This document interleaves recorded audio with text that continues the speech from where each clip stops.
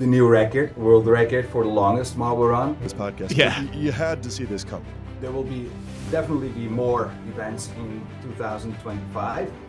Also new events. And it looks like we're stripping Arab of the captaincy. I have well an idea to do a Survivor 100 Season 2. Listener question, actually, from Team Primary. They're wondering, why is it that they can't seem to get any points in Marbula 1 or Marble League this year? And when are they going to be a contender again?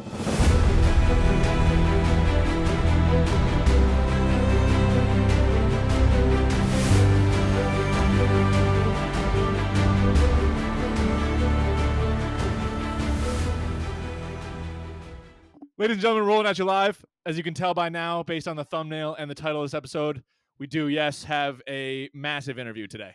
Yeah, I think massive is an understatement. It's probably one of the cooler things we've done since starting the podcast, and definitely really appreciative. Yeah, I can promise it's a must listen. So if you're gonna get one thing out of this podcast, definitely listen to Jelle and Dion. It was so awesome to talk to them, and I can't wait for everyone to hear what they have to say. Yeah, it was our first interview.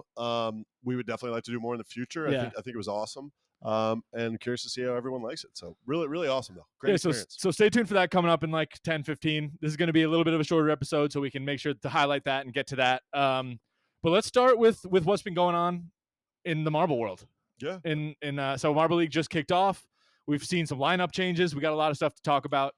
Yeah. You want to start with those lineup changes? Yeah, we're gonna jam everything in here in about 10, 15 minutes. The lineup changes came on Instagram a couple days ago. Yeah. Involving 3 teams. What team would you want to start with? I mean, we can start with your squad. Yeah, it's kind of probably the most minimal too. I'm down to start with them. The O Rangers. You just summarize those changes for us. Yeah, it was minor, but at the same time, it was major for diehard O Rangers fans. Yeah. Tandrin's actually leaving the team. I'm sure there's going to be a lot of speculation out there on why he's leaving the team. Is being dismissed? Is it his own free will? I saw a lot of O Rangers fans in the comments saying that this is long overdue. If you look at his past, I was looking at it earlier. I mean, not really any podiums in individual events. And I think he was a part of the original squad in 06. 16. In 06. He actually I was reading that Oh man. they were formed, the brothers, in 2006. Well, that participate in local competitions. That's tough, and that leads me to believe that I think he probably walked away on his own volition. So I've heard that Tandrin was kind of the diva of the group, and like you said, contributed a little bit less than people give him credit for. Part of a dynasty franchise who had their heyday back almost a decade ago now. Obviously, there's been frustration building in the locker room. This is something we talked about last episode and 2 episodes ago. It's time for the Rangers to make a change. We'll never know. Well, at least we don't know right now who made the call, but Tandrin's out, and maybe this is the shakeup we need. Yeah, it's interesting because, last year we saw him become a reserve, and I thought maybe that was a little telling of what's to come. Maybe age, fatigue, whatever you want to call it. Yeah. Obviously, hate to see Tandrin go, but tell me, are we excited? Maybe we don't really know much about Taroko. If I'm pronouncing that right. Yeah. But maybe some young life coming into your squad that can, Look, push you guys forward. I'm all for it. I think anything we can do to change the culture right now is needed. It's a little bit of young energy going through the locker room now. Hopefully, a little bit of excitement, a little bit of spunk and energy going through the locker room. But it's also interesting the timing that they came out with these changes right at the beginning of Marble League, almost like they were trying to take some of the attention away from the events and back onto the O Rangers. Well, that is interesting. I mean, remember we do have Showdown coming up. Yeah, right? A version true, of it. True. I don't know. Maybe just initial reaction. Monday morning, coming off not qualifying. Yeah. We come up with that news, so it was definitely interesting. Let's move on to the next team. Yeah, 100%. Let's get into. There's 2 more. There's Thunderbolts and Team Primary. Who do you want to touch on next? I'll go to the Thunderbolts. Yeah. We'll briefly touch on it. A coaching change for the Thunderbolts. We're going to say goodbye to Thunderstorm.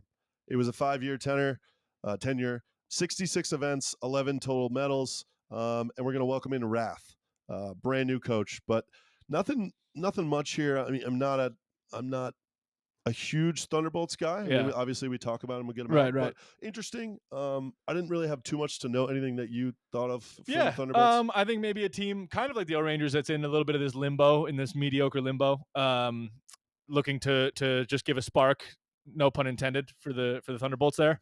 So Yeah, we'll see what Wrath can bring when he comes in. The Thunderbolts obviously are not qualified for Marble League, but we'll see what they can put up in the showdown and going forward here. I like the change. Yeah. No, I mean, again, I think well said.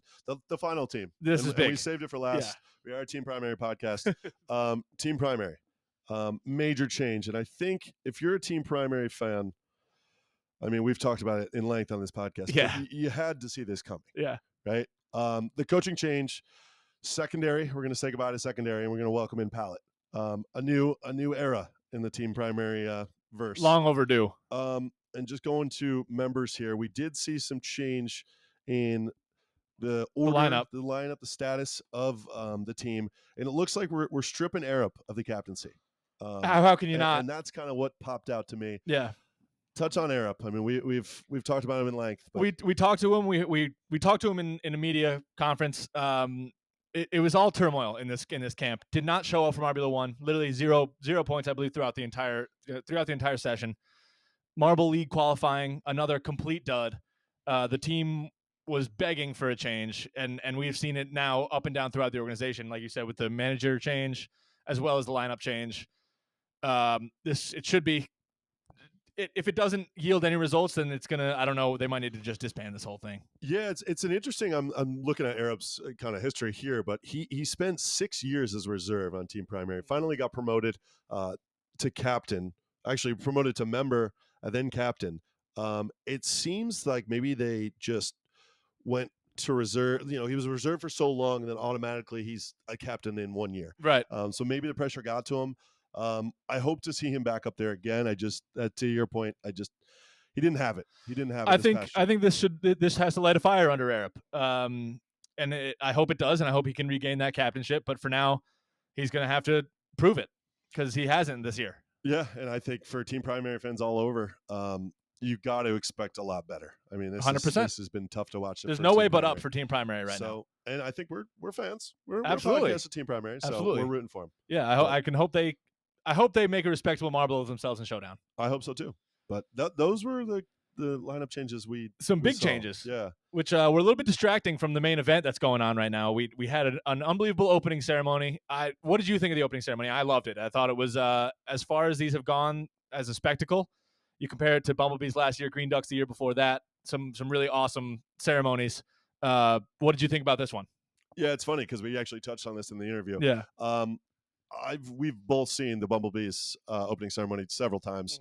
I thought it couldn't get better than that, and it just continues to impress. I love the theme. I like the sponsorship. I like how they included the Minty Maniacs in there. I thought it was just well done, and it's expected now, and the production is 100% A+. So I loved it. Yeah, that's the one knock, I guess, about doing such a high production value thing is the bar keeps getting higher and higher for them, and they keep leaping over it. So absolutely. It's strange because we've seen this stop motion stuff in years past. This year seemed so fluid. I don't know if it was like a real river or it was like a treadmill type thing they were on, but it was awesome. It was so smooth, looked so good. Like you said, the sponsorship, the setting, the winter theme, it's all awesome. Yeah, I almost think we're like spoiled at this point. Yeah. Just the production value of these videos is just incredible. But enough said. Let's go into this race. Let's do it. Let's do it. Tough start for us. Yeah, I just want initial thoughts, like just quick. Yeah, what did you think? I mean, in a few words, the marbles we expected to win, won. That's really, and the marbles that we picked to win are in 15th and 16th last place. Yeah, I mean the word I thought of is frustration. Yeah, I'm seeing that blue and white marble roll down that track, and I just wanted to punch a hole in the wall. Yeah, and I'm talking about crazy cat's eyes. Me too. Thankfully, in that last race, they did not podium; they came in fourth. But oh man, just frustrating to watch. I think one of the biggest pieces of discourse coming out of qualifiers was one that we have a lot of young, exciting teams that everyone would love to see pull off a Cinderella story, but the backlash of that is that there's going to be not as many true challengers to these blue blood top tier marbles like Savage Speeders and Crazy Cat's Eyes. Yeah, I mean, you see it here, and we're going to see it in the future now. We have plenty of events to come, but experience plays a huge role in this. It takes a lot to win a Marble League. I mean, we're not just talking one event, one race. It takes a lot, and I think we're going to see experience over maybe just excitement. The Solar Flares got in. They're all excited. They're a new team. Just came out with an absolute dud. Yeah. So I think that's going to be interesting to watch. But we do have some competitors in this top 5 that I'm rooting for. Maybe top 6. Yeah. That I'm rooting for. Yeah. So interesting. Very interesting I mean, first event. like you said, I think like some of these marbles might be too excited. They got to just like cool their heads. I don't want to get too big for their britches here. Yeah. Coming up against these Goliaths. I just think Crazy Cat's Eyes is playing the long game. I think they've been here. They know how to win. Yeah. And they're playing the long game along with a couple other teams. I mean, if you think 4th place, obviously Crazy Cat's Eyes came in 4th place. I think a 4th place in every single event will probably just about put you in 1st place for the Marble League. So and knowing them, that won't happen. They'll get win some events. They'll get some golds. So yeah, top 4, as I said, pretty expected. Savage Speeders, Crazy Cat's Eyes, 2 teams we expected in the top 5. Raspberry Racers it was a pleasure to see them come in second. I don't know if we gave them enough credit in our preview. Yeah, I believe is Ruzzy, correct? I think Ruzzy's Ruzzy, racing. And very impressive. I agree with you. I don't think we talked about them much. We didn't touch on them. A team I really don't hate up there. Absolutely not. I know they're a rival to the Limers, but I love seeing them up there, and yeah, it was cool to see. I think, like you said, they're a Fruit Circuit marble, and we're both Fruit Circuit fans. So I wouldn't mind them representing us well. Yeah, no, absolutely. A couple other teams. I mean, who else you want to touch on? Balls of Chaos is a team that came out super hot from qualifiers. Obviously, we touched on them. We're going to talk to their coach next week, Juan Rong. Yeah. But to see them come in 9th, middle of the pack, not horrible. They kind of did the best of the losers, if you will. After the first 4 heats, they were kind of the top dog. They had the best time. So not bad getting 7 points out of the gate. What do you any thoughts on them coming out? To be honest, I didn't notice them much, but to your point, I think that middle of the pack is going to be very interesting to watch. I think teams like the Wolfpack, the Balls of Chaos, Hazers, Galactic, they're going to be hanging around. I think if they can just stay around, hang up there, maybe wait for the podiums to come, they're a team we can watch out for. I wanted to touch on those Blackjacks because the team we mentioned, a team probably in our lesser of the rankings. Maybe we rank them lower. They're just happy to be here. Yeah. Oh, they are happy to be here. I thought they raced really well. I thought they're really a fun team to watch. I think it was Ace. So really fun team to watch there. Yeah, no, 100% fun team to watch. I mean, they were a team that we talked about, kind of stole a qualifier away from Cobalt or whoever else it may be. They got in last second after that showdown cancellation fiasco. Mm-hmm. But 100%, I'm so happy to see them at 6. I'm so happy to see them in the top half of this leaderboard and getting double-digit points in the first event. That's awesome. They're definitely a team that I think a lot of America and the world is pulling for. Yeah, absolutely. Another team I wanted to touch on, because I am wearing some green. Oh, yeah. I am wearing some green here. Not my Limer sweatshirt. Let's talk about those Green Ducks. Again, probably another week where we got to give them their flowers. I believe it was Billy racing in this event. I think so too. Touch on them and just, I'm almost just like in shock at this point. Yeah, so I think we've questioned them long enough. We've questioned, are they real? Are they real? When are they going to collapse? After that Marbula 1 collapse, when are we going to see their drop off? When are we going to see it affect their motivation? I think they're slamming the door on that whole narrative, and I think it's time to really believe that the Green Ducks are one of these top tier marbles. I think also it helped that when we ranked all 32 teams that we placed them below the Oceanics and almost in the back half of the field, because they are racing like a top 4 marble. They almost should be in the same category as Savage Speeders and Crazy Cat's Eyes right now. That's a big statement. I mean, I can't disagree with you. I think the production we've seen on screen is something to raise an eye at. I think maybe that one mishap was a mishap, and that's just what it was. It was a hiccup. Really impressed out of Billy and the Green Ducks. A team that, again, I'm rooting for. There's a lot of teams on this list I think we're both rooting for. Definitely. There's a couple that we're really, really, really not rooting for. Yeah. And I think everybody knows that. Yeah. Any other teams you want to touch on here in the bottom half? We talked about most of the top half. Wolfpack, Team Galactic, and Bumblebees, 2 teams we didn't really touch on in the top half, but just kind of holding steady. I like that. I like where they finished. Just you gotta just keep powering through, gaining that momentum. Yeah, again, it's that middle group. I think they're doing fine. Obviously, you wanted to be in the top 5, top 3 on the podium, but I think they're going to be fine. I wanted to touch on one team, and I'm asking you, one team that was a big disappointment, where you don't think, I mean, it's event 1, so it's an overreaction, but you don't think maybe has a chance of getting in the top 5. Yeah, I won't say they don't have a chance, but a team that was very disappointing to me, a team that you wanted to rank higher in our tiers last week. I'm going to look at the Gliding Glaciers. You're coming out here after the opening ceremony. Everyone's juiced up. Your home crowd is absolutely rocking. And you come out and you place 12th. You didn't even really make it beyond your first heat. You didn't make it beyond your first heat. Putting up 4 points. it's got to be pretty demoralizing for them at this point. So that's definitely a team that I hope does better in the future, but just disappointing to see them do what they did. No, that's a good answer. Excuse me. That's a good answer. I still have faith in them. I think, again, this is an overreaction. We have one event to go on, but a team that definitely is disappointed after event one, opening ceremony, like you said. But I think they can do better. They'll climb a little bit for you Gliding Glaciers fans. The team that I had, and I hate to say this because I'm rooting for them, and I still will be, the Solar Flares. I just think we're so excited. You have that momentum. We qualified, and we come out and just have a 0-point effort. Yeah. It's just that's kind of demoralizing. It almost seems like the qualifier was just kind of like a one-off. It also kind of feels like I know, obviously, like you just said, it's event one, but it feels almost like it's over. It feels like you needed to get a single point to build off of going forward here. It was terrible. But Ember wasn't able to really capture that for you. No, and in the bottom three, I'm looking at it now. Momo, Chocolatiers, and Solar Flares. They're in the 5.2 range. Yeah. And time down that track. It's just, you hate to see it. I really hope they bounce back. It's just going to be hard. It's going to be tough against some juggernauts up front. Yeah, I mean, we probably, poor Chocolatiers and Solar Flares fans, we kind of cursed you when we both took your marbles under our fandom. Yeah, we really apologize for that. So sorry, but let's hope we can dig out of this. Yeah, no, absolutely. Do you want to go into our voicemail right before we just introduce this interview and the people can enjoy that? Because I'm sure that's why everyone's actually here. Absolutely. Again, thank you for all the voicemails. We love doing them. I think we have to shout out Reese. Is he a Mellow Yellow fan? We'll shout him out. He's left a few, and he's we love the consistency out of Reese. Yeah, so we appreciate that, along with a lot of other people. But we'll get into our first voicemail here. I think we should probably just do one, just because we got to get to this interview. Yeah, absolutely. So, all right, so here we go. We got Nick. Hey, I'm Nick. I was curious what you thought of these younger teams like the Solar Flares, the Blackjacks, and of course my boys, the Wolfpack, qualifying for Marble League without having competed in Marble 1. Do you think that extra time that they have to practice is going to be useful for them to improve their odds because they didn't have to go back-to-back in events? Or do you think that the teams that did Marbula 1 are going to have the better chance because they're the more experienced teams?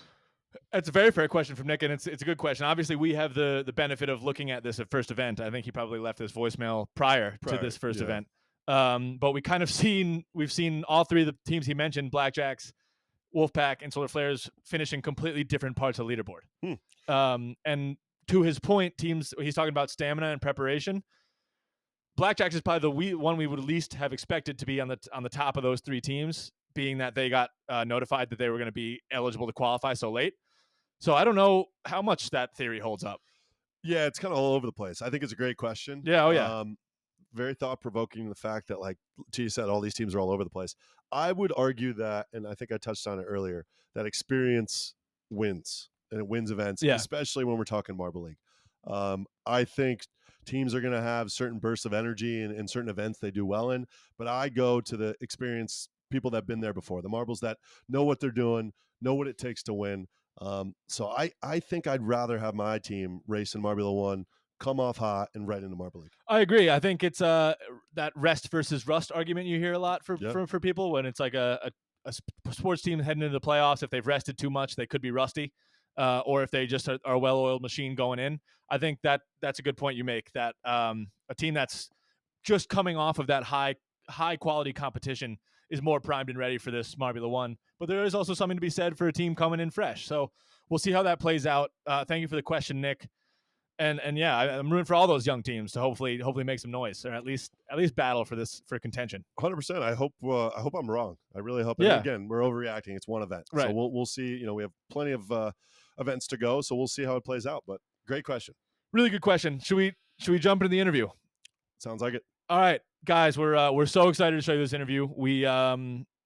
We're talking obviously to Jelle and Dion, the creators of Jelle's Marblecast. Kind of a big deal. Yeah, I would say so. If you're listening to this, if you're watching this video and a fan of this channel, it's a big deal. I think it's pretty crazy because we started this thing and now we're having interviews, so it's really cool. Yeah. And it's a credit to all you guys and especially Jelle and Dion for taking the time with us. We really appreciate it. All right, guys. So here's Jelle and Dion. Take a listen. All right, everybody. We now welcome on a very, very special guest, potentially the biggest guest we'll ever have and our first guest on the show. We have Jelle and Dion from Jelle's Marble Runs. Thank you guys so much for joining us. Hi. Thanks for having us. Yeah, thanks. Thank you. I think the biggest thing that everybody probably wants to know is are your guys' favorite marble teams, if you're allowed to share those with us. No, I don't have a favorite team. We are used to not. We are. It depends, you know. I mostly love the underdogs. So if someone is that last for quite a while, then I'll root for them mostly. But well, it's our task to keep it neutral. So yeah, we love every team basically because they have all their own stories and everything. So yeah, we try to keep neutral on that. Yeah, no, absolutely. I've on the podcast, we often compare a lot of the events to the Olympics, sometimes like American football, soccer. Is there any sports or hobbies that you guys enjoy besides making, videos and marbles? I don't do other sports, but sometimes I watch soccer or Formula One with my dad. Theater is a sport. Theater is not really a sport, but another hobby. Yeah. Yesterday I had a dance performance. It was quite a long day, but I'm okay now. That's awesome. I didn't know that. Did you perform yourself or do you just enjoy watching theater? Yeah, in a small theater with around 80 people of audience, we did a performance with our group. Yeah, That's amazing. That's awesome. so he dances. So Yeah. it's Yeah. quite amazing. So several of our family are playing theater. I played theater for 20 years, and also my mother. So we earned that a little bit from our mother, and also Jelle is now playing theater. Yeah. Yeah. So It seems very comparable. Just you love production. Just like I often these events, these videos are a production similar to Yeah. theater. You just kind of sounds like you guys like putting on a show and making a mass production. yeah. Yeah.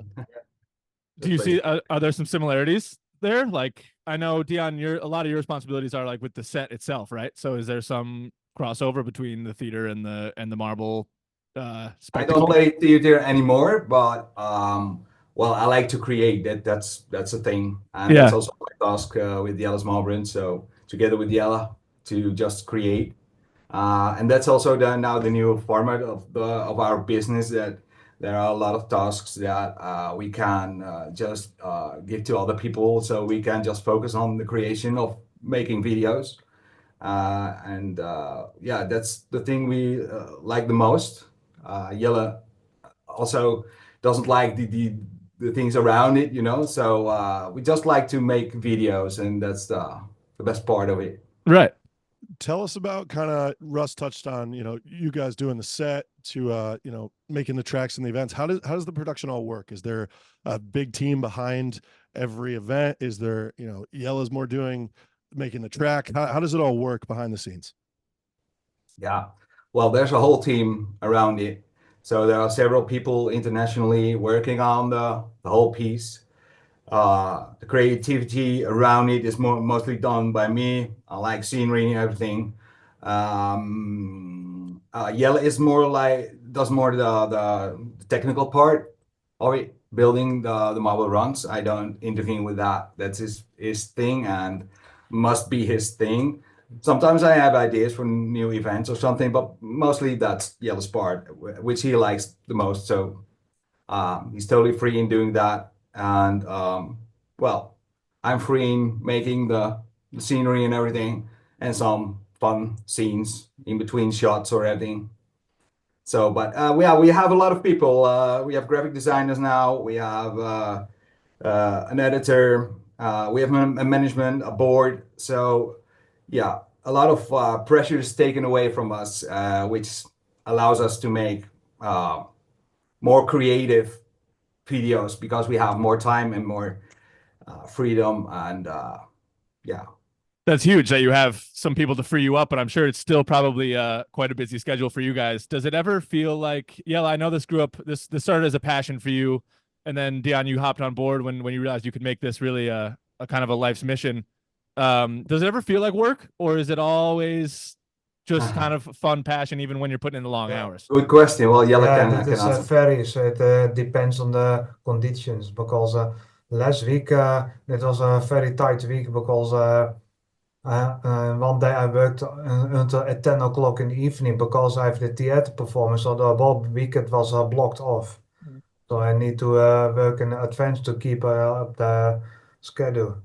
Yeah, and Jelle also is mentioning that he misses the creating marble runs, just marble runs where we Right. started with, you know. Yeah, So and therefore the whole project in Minnesota was yeah, pretty much a dream for Jelle. yeah. So that was one of the better projects because but because I don't have time for everything. Yeah, so it feels like work because we have a tight schedule, more deadlines, and there's a more commercial uh, atmosphere because you run a business, you know. Right. So yeah, we have to keep that in mind, and that sometimes on both sides we think that's sometimes difficult. Yeah, for sure. And how long does a production take? Maybe like a video take you guys? Is it weeks or does it vary per event? It's just it's unbelievable just to see Yeah, it the depends on detail. the event. We have Marble League and Marble One are the most time-consuming events in productions. Yeah, yeah. It depends really on the specific event. You know, sometimes it needs more editing, or we need to count, times, um, or we have to wait for some scenery parts or other production-wise elements. So we make like a planning or a schedule, and sometimes it doesn't work out because we have to wait for 2 or 3 weeks on, yeah, a It's small piece, you know. So that's very difficult. But well, mostly it's with Marble League. It's like a week for a video. Yeah, that's right. It's average. smart. You guys give yourself. I'm always looking at that banner you guys have on your YouTube because it gives the schedule going forward, and it just says subject to change, which is an Yeah, important cushion to give you guys. it's it's so frustrating for us as well. But well, things happen. There are a lot of people involved, so also people make mistakes. It's what it is, and you can't avoid that. Yeah. That's something that happens, and yeah, well, it's sometimes difficult, but well, yeah, it is what it is. I mean, I think I can speak on behalf of everyone that we're super thankful that you guys do put the time in. And if people aren't understanding, be a little more understanding because these guys are putting in a lot of hours. Yeah, Yeah. exactly. I mean, moving into just Marble League this year, you touched on it. Is there anything different or special we can expect this year, or is it kind of just is it going to be like similar to years past? Yeah. Oh, I think yeah, the winter edition Right. for sure. Yeah, it's a long time ago, so that's something new. We have a great sponsor again, Min Mobile.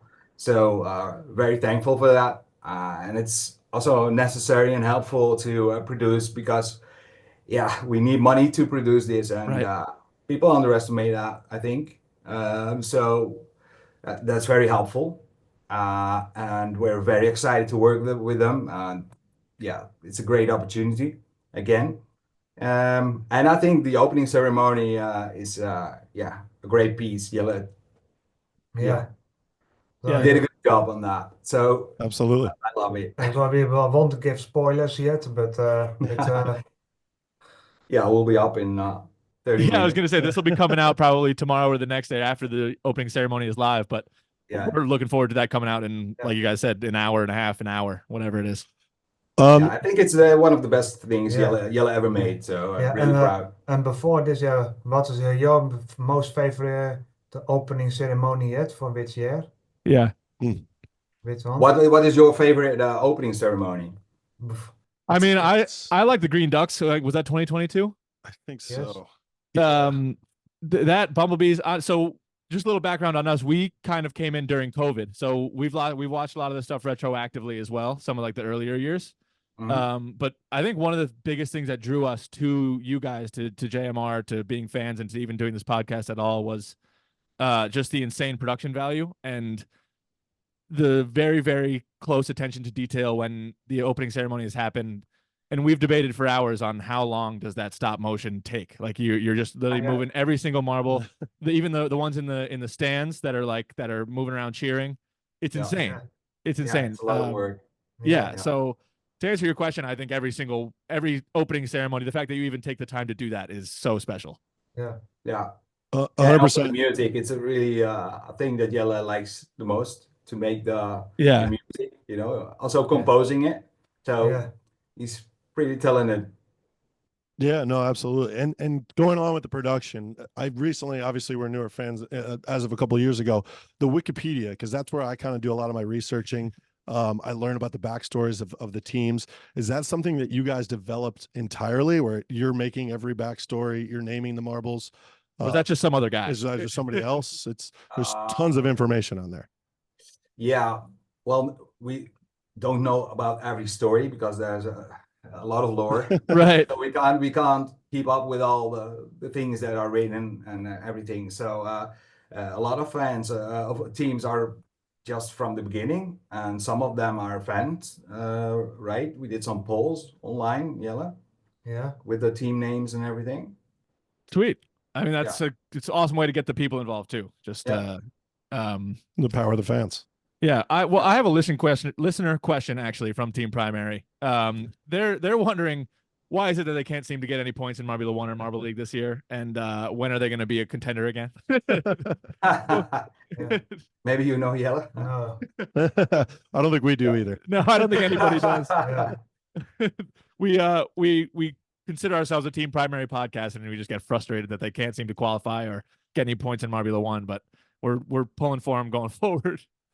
Yeah. I had one just kind of talking about all the events, not just Marble League, but what's kind of the hardest event you guys have had to film, whether maybe it was over the summer in MS 100 or it's more of an outdoor, sand rally type of event. What kind of gives you the most challenges? The sand rally, the hard part is the timing to go at the right moment of the weather conditions. Yeah. And hard to get enough people to help us. Right. Yeah. Wel met Marbula 1, the hard part is the scenery. And well, a lot of transitions in between. So with a tight schedule, it's difficult to replace the backdrop and place all sets, assets and everything. So that's time consuming. But also, I remember the Winter Marble League in Austria, where we recorded that in the mountains. So we started in the morning. And then the snow is okay and flexible. Well, when sun goes down, it becomes ice. Yeah. So, Tracks and running then fast. you have to walk downhill and so we got some injuries. Really slippery and a lot of collisions between the cameramen. And also, this year we won't have any outdoor events in the real snow because it's very difficult to learn your lesson. And also we need to travel quite a lot to get to the snow. Maybe next year, because we had a fan a few months ago, and he lives in Austria, and he came over with his parents, and he's also a member of a ski club, and so maybe we do a real a ski jump, on a real jump. That would be that would be awesome. So I said, well, just do a trial and error and look if it works, with a real marble and how far it will fly. And so we have some ideas, and maybe we go over to Austria again and do another production in the snow, but we're not sure. when you guys make those tracks in the sand or snow, is it like a shovel and you just kind of like, because the walls are so, I don't know, it's so kind of perfect. The marbles roll so well and the walls are high enough to keep them usually contained in the course. I don't know the word in English, but it's more like a shovel or spoon for French fries, Okay. So Okay. So we press the snow or the sand. Gotcha. We have several tools. Jelle also made some handmade tools as well. Yeah. So some creativity on the fly. You guys are engineers. Yeah, absolutely. I wanted to go in quickly. Tell us kind of about the toy that came out. Obviously, it's been out for a little bit now. You guys just launched the kids channel. Take us through kind of what was your idea, like why start it now? What do you see for it in the future? And tell us about it. Yeah, at this moment you started a kids channel, but we don't we didn't have many time to keep it up. Well, we are very busy with finishing off the Marble League production. Yeah. Well, our plan is to have more uploads, but more like easier videos to produce, Maybe like short form. shorts in that sense. So we Yeah. can upload, for example, daily. And more, we can use more toys and construction materials. The bigger productions, we don't want to keep that on the main channel. But yeah, a second channel, it was a point of discussion for a long time. It gives more options. So sometimes we have videos and we have the feeling it's not that high end to share on Yellow's Marble Run. So Right. maybe we have to find another channel, and that's basically the idea. But we also have a new toy line, so we can promote our own events with our own toys. Right. So it's also targeted to the younger viewers, I think. Absolutely. I imagine that also just the fact of spreading the passion that you guys have for marble racing to everyone, to kids to grow up with as well, is probably a pretty good feeling. This has been awesome. We just have a couple more questions. What do you guys think the future holds for like the future of marble racing, for your channel in general, and just for this kind of sport as a form of entertainment?